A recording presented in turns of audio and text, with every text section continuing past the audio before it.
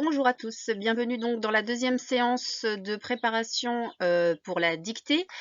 Aujourd'hui, on va commencer par les devinettes. Donc, vous pouvez sortir votre ardoise ou votre feuille de brouillon et on fait l'inverse d'hier pour changer. Premier mot à deviner. Alors, je vais vous proposer deux sens. Premier sens, c'est l'endroit où vous habitez, mais pas une maison ou un appartement, c'est ce que vous écrivez sur l'enveloppe quand vous envoyez un courrier ou quand vous recevez un courrier. Deuxième sens pour trouver ce mot, c'est aussi le contraire de la maladresse. Je vous laisse faire pause et on corrige après. Alors, on corrige. Le mot qu'il fallait trouver, c'était l'adresse. Donc, l'adresse qui est le contraire de la maladresse. Être adroit, c'est quand on est doué de ses mains. Et l'adresse, c'est également le nom de votre lieu d'habitation. Donc, voilà, deux sens pour ce mot adresse. Donc, il fallait écrire avec deux S, adresse. Vous le réécrivez si vous ne l'aviez pas trouvé ou si vous l'aviez mal écrit. Et on passe au suivant. Le premier mot à découvrir, donc, c'est un nom féminin qui commence par la première lettre de l'alphabet. C'est alors plusieurs sens possibles. D'abord, c'est ce que vous écrivez sur une enveloppe pour envoyer un courrier à quelqu'un. Mais c'est aussi le contraire de la maladresse. Je vous laisse faire pause, écrire le mot que vous avez trouvé et on corrige juste après. Alors, il s'agissait de l'adresse, qui est le contraire de la maladresse. Mais l'adresse, c'est aussi le lieu, la désignation du lieu où vous habitez. Une adresse mail également. Donc, adresse, attention, un des deux S. On passe au mot suivant. Deuxième mot à trouver. Il s'agit d'un nom masculin. Et il s'agit d'un animal qui a quatre pattes, qui a un pelage roux. Il vit dans nos campagnes, dans nos forêts.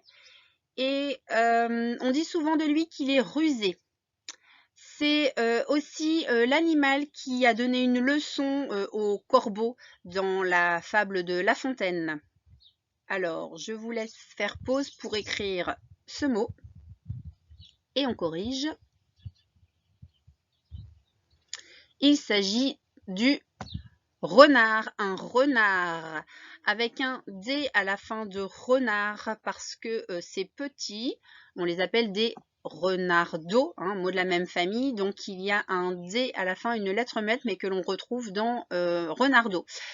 Je vous réécrivez le mot si vous l'avez mal écrit et je voudrais que vous mettiez au pluriel ces deux noms. Donc un renard des renard, je voudrais que vous l'écriviez au pluriel et la même chose pour renardeau. Je vous laisse faire pause et on corrige. Des renards, je mets un S après le D. Par contre, des renardeaux, je mets un X au pluriel. On passe au mot suivant. Alors, pour le mot suivant, il s'agit d'un verbe du premier groupe. Je vais vous donner des mots de la même famille que ce verbe pour que vous puissiez le trouver. Alors, c'est un mot de la même famille que un arrivage, que une arrivée, un arrivant ou un arriviste. Je vous laisse faire pause et on corrige juste après. Alors, on corrige. Donc, je vous remets d'abord les mots de la même famille. Donc, un arrivant. Un arrivant, c'est quelqu'un qui arrive. Une arrivée, c'est la destination, l'endroit où on termine sa route. Un arrivage, c'est par exemple l'arrivée de marchandises. Et un arriviste, c'est quelqu'un qui veut réussir à tout prix, qui a vraiment envie d'y arriver, mais pas toujours de façon très scrupuleuse. Alors, si on regarde le radical donc, de tous ces mots, on peut trouver donc le verbe qui possède donc le même radical, c'est arriver. On retrouve les deux R dans tous ces mots de la même famille. Si vous n'aviez pas trouvé ou si vous l'aviez écrit mal écrit, vous réécrivez ce mot pour vous le mettre en tête.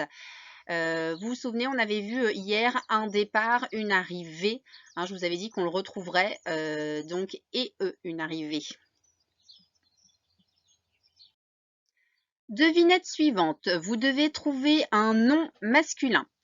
Alors, c'est une partie du corps. Vous en avez 2 fois 5 au niveau des membres supérieurs. Et c'est un mot de la même famille que digital. Vous savez, comme les empreintes digitales. Je vous laisse faire pause donc pour trouver ce mot. Et on corrige juste après. Alors, il fallait trouver le mot doigt. D-O-I-G-T. Alors attention, 2 lettres muettes dans ce mot. Donc il faut mémoriser, mais on retrouve dans digital le G et le T. Alors je voudrais que vous mettiez ce mot au pluriel. Un doigt, des. Je vous laisse faire pause, vous l'écrivez et vous corrigez si vous l'aviez mal écrit, le mot doigt. Un doigt, des doigts. On le réécrit de la même façon, mais on ajoute un S à la fin, les doigts. On passe à la devinette suivante. Devinette suivante. Il s'agit d'un nom féminin. Elle peut être grave ou aiguë. On la travaille le jeudi avec Nathalie. Attention, ce mot, il a un homophone, c'est-à-dire un mot qui se prononce de la même façon mais qui ne s'écrit pas pareil. Donc attention donc à votre façon de l'écrire. Je vous laisse faire pause et on corrige.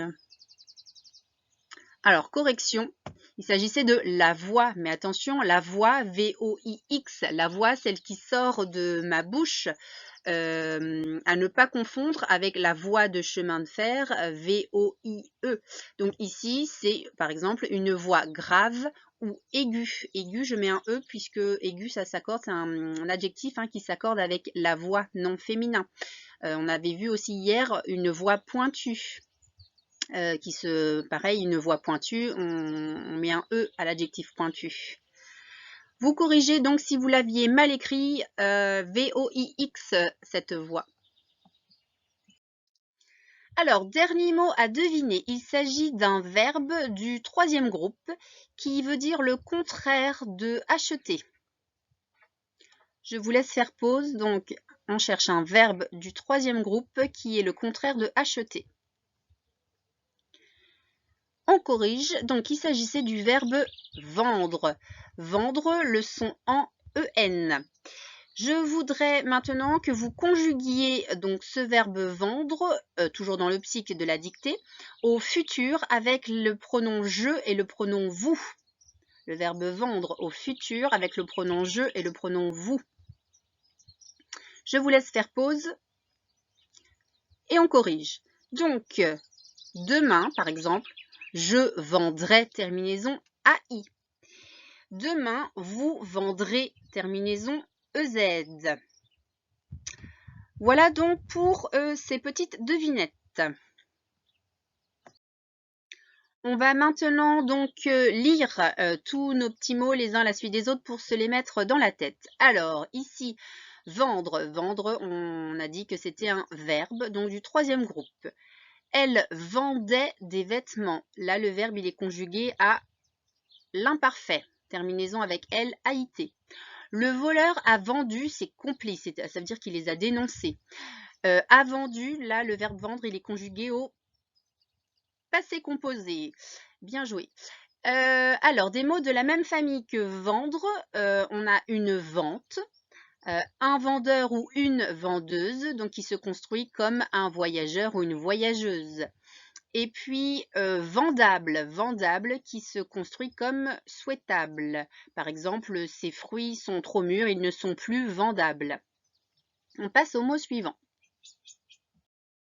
Le verbe arriver, verbe du 1er groupe. Arriver, attention, 2 R. Vous arriviez tard le soir.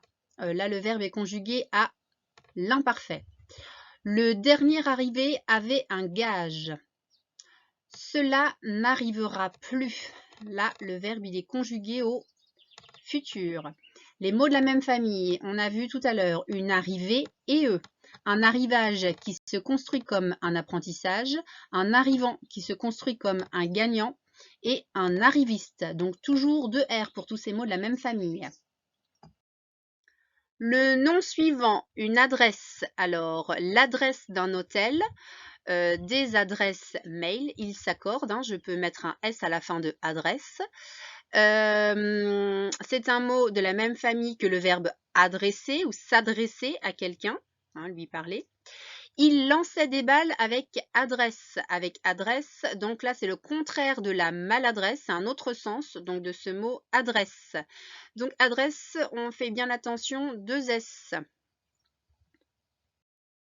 Le mot suivant, doigt, D-O-I-G-T, comme les 5 doigts de la main.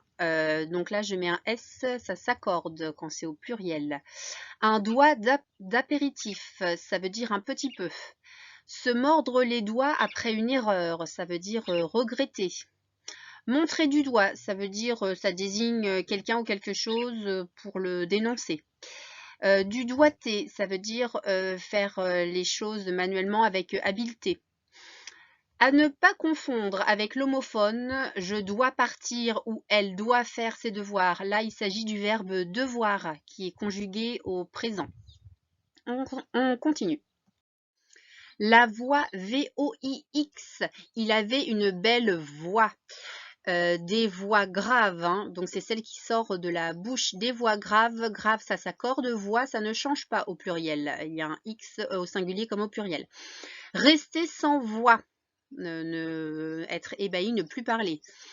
Obtenir beaucoup de voix lors d'une élection. Quand vous votez pour quelqu'un, vous donnez votre voix, ça s'appelle. Entendre des voix. Alors, il faut faire attention à ne pas confondre la voix qui sort donc de la bouche et la voix comme la voie de chemin de fer ou comme la voie sans issue, qui s'écrit la V-O-I-E. Et le dernier mot donc de cette série d'aujourd'hui, renard. Renard avec une lettre muette à la fin. Les chasseurs tuaient parfois des renards. Là, cette phrase, le verbe tuer, il est conjugué à l'imparfait. À I-E-N-T, la terminaison. Des renards, je mets un S à renard, il s'accorde et prend un S donc au pluriel. Être rusé comme un renard. Les mots de la même famille que renard, une renarde, j'ajoute un E à la fin, un renardeau ou des renardeaux comme nous l'avons vu tout à l'heure.